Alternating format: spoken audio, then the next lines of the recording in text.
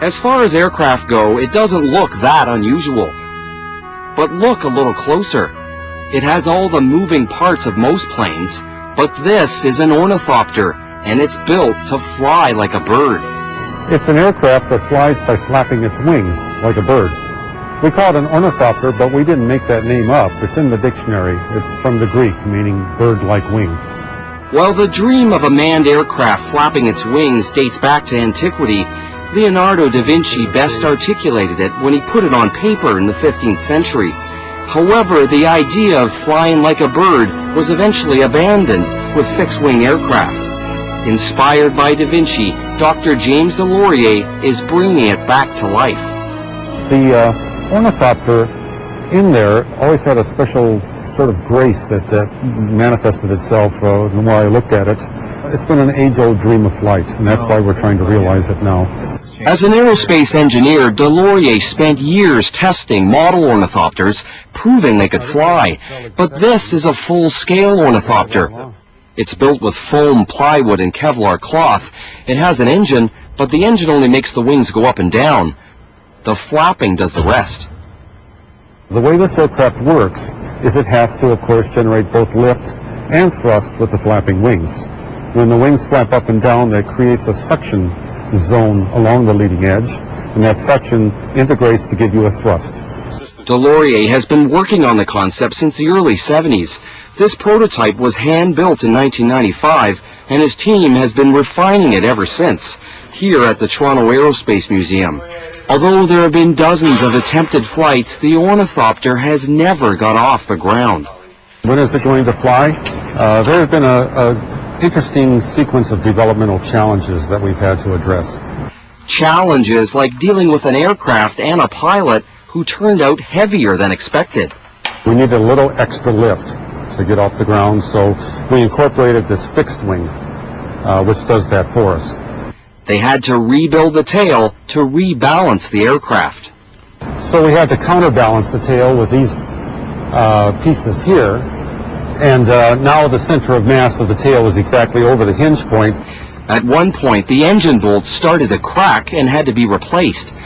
Then there's the undercarriage. On an ornithopter, it bears the stress of all the bouncing as it flaps its wings. Our issue originally was that our original undercarriage was shaped like that for a conventional airplane, where it had some sharp corners, and that caused stresses in the carbon fiber. So we alleviated that with this smooth, large radius undercarriage, a sort of bow-legged undercarriage. It's been one mechanical failure after another, all on a shoestring budget. If we had enough funding, we could take this to a warm climate during the winter and continue with our testing. We could be off the ground and flying like within less than a year. But despite what seemed like overwhelming engineering obstacles, the computer models say the ornithopter will fly. This is a very accurate simulation that incorporates the flight dynamic characteristics of a full-scale aircraft, and what it's showing us is that the aircraft is capable of flight and capable of taking off from the ground. It may be capable, but every attempted flight so far has proved disappointing. Here, the ornithopter got within a fraction of the speed needed to fly, 52 miles per hour, before it was called off. We came very close to a successful takeoff in 2002, but then all of a sudden, a weld that was poorly done failed and caused some minor damage. Okay, we fixed that, but the season was over by the time that was done. So far, the central challenge remains, getting the aircraft going fast enough on the runway without it falling apart. This aircraft has self-accelerated on flapping alone to over 50 miles per hour on the runway. It has been at the verge of flight. But now there's another problem holding everyone back, arguably the most important piece of equipment on the aircraft, the hinges. They are probably one of the most critical parts of the aircraft, because all of the flapping, the forces that make the wings flap up and down, pass through those hinges. So, you know, there's a number of things on this aircraft that could fail that would not be catastrophic, but if that failed, it would be a disaster. The hinges are attached to the wing with plates made from aircraft-grade aluminum, and the plates are shifting. So we had to take the plate off and have it repaired by a machinist. And we've put the plate back on, and we believe that that problem has been solved. Delorier's team won't know for sure until the aircraft is taken outside and tested. But it's nasty out there, too cold and windy for a delicate aircraft that would easily blow over. They decide against it. Instead, they'll do something they've never done before. They'll do it indoors. So Bruce, you told us about the issue with the hinges. Yep. What are you hoping to do now? Well, by starting the engine up and flapping the wings, we'll be able to listen for whether or not the hinge is making the same sound as it was before. Okay, so I think we'll just try to start it. They do it once.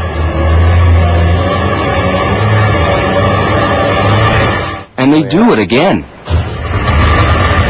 The results appear to be positive. Well, you can see that I'm smiling. We listened to it while it was flapping, and it sounded rock solid. Really good. Still, the ornithopter mystery remains. Is this thing going to fly?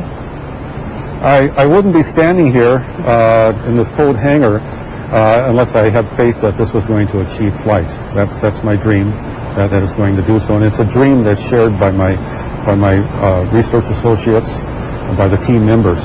Delorier and his team will try to fly again, but they'll have to hold off until the spring when the weather improves. The dream has been around for hundreds of years. If it's just a few more months, Delorier is willing to wait.